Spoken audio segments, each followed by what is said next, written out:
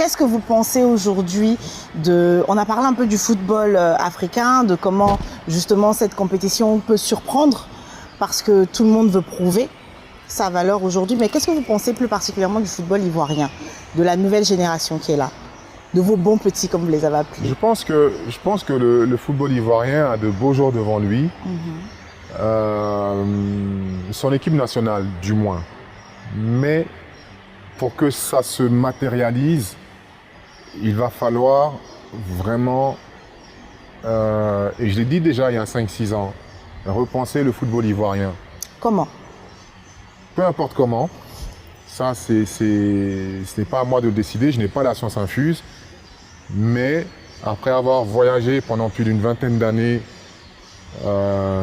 partout dans le monde, avoir vu ce qui se faisait en Espagne, en Allemagne, en France, en Angleterre, en Chine, aux États-Unis, en Afrique, je suis à même de pouvoir dire que on n'est pas sur le bon chemin. Si on continue comme ça, on va terminer comme l'Uruguay il y a 20 ans, qui à l'époque était une des grandes nations sud-africaines avec les Enzo Francescoli et qui après ça a plongé, le Pérou plongé, des nations africaines comme le Zaïre à l'époque, qui était une des grandes nations du football, qui a plongé. C'est vrai. Parce qu'on n'a pas repensé notre football et ces nations-là reviennent. Pourquoi? Parce qu'elles ont fait justement ce constat et elles ont repensé leur football. Nous, on continue encore à agir comme il y a 20 ans lorsque Didier Drogba, par exemple, arrivait en équipe nationale. C'est pas possible. On n'évolue pas, on n'avance pas. On n'avance pas. Si par exemple Instagram et Twitter restent les mêmes pendant 30-40 ans, vous allez vous lasser à un moment donné. C'est sûr. Et d'autres applications vont venir les dépasser. Bon, on l'a vu avec TikTok. Voilà. Donc ce sont des cycles de vie qu'on doit respecter. Et si on ne respecte pas les opportunités qui se présentent à nous lors d'échecs, pour rebondir, pour reconstruire, c'est pas lorsqu'on va remporter une canne de temps en temps qu'on va dire « Ah, il faut repenser le football ivoirien ». On va dire « Non, tout va bien ». Et ça sera l'arbre qui cache la forêt. C'est vrai.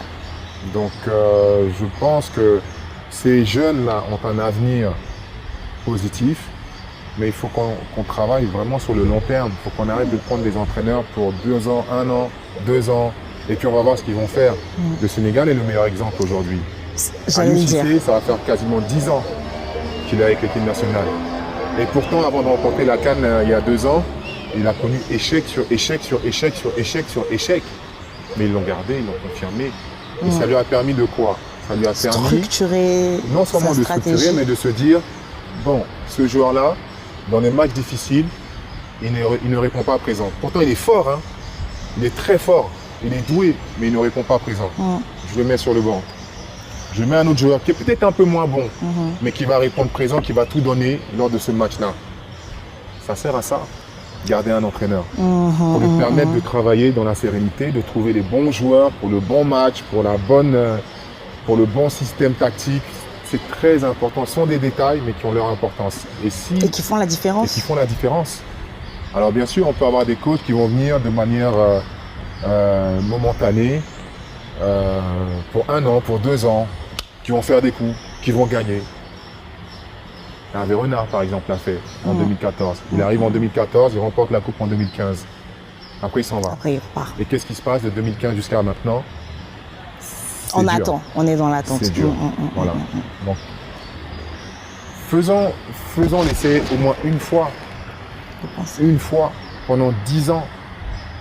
Prenons quelqu'un, ciblons-le. Prenons quelqu'un qui va travailler. On met une DTN, direction technique nationale derrière forte. Avec une identité de jeu. Parce qu'aujourd'hui, si je vous pose la question, quelle est l'identité de jeu de la Côte d'Ivoire, qu'est-ce que vous allez me répondre? On n'en a pas, en vrai. Voilà. Enfin, et je le dis pas parce que c'est la Côte d'Ivoire. On pourrait presque dire pareil pour le Cameroun. Moi, je regarde la Côte d'Ivoire. Donc, c'est pour dire que c'est pas ciblé contre les éléphants, mais en vrai, on n'en a pas vraiment. Et quand vous jouez des nations comme le Brésil, comme la France, comme l'Allemagne, comme le Sénégal, aujourd'hui, qui a une identité de jeu, ils ont travaillé le système de formation, ils ont pris leur temps, Ils ont signé des partenariats avec des clubs étrangers. Et c'est un travail qui a commencé il y a plus de 10 ans.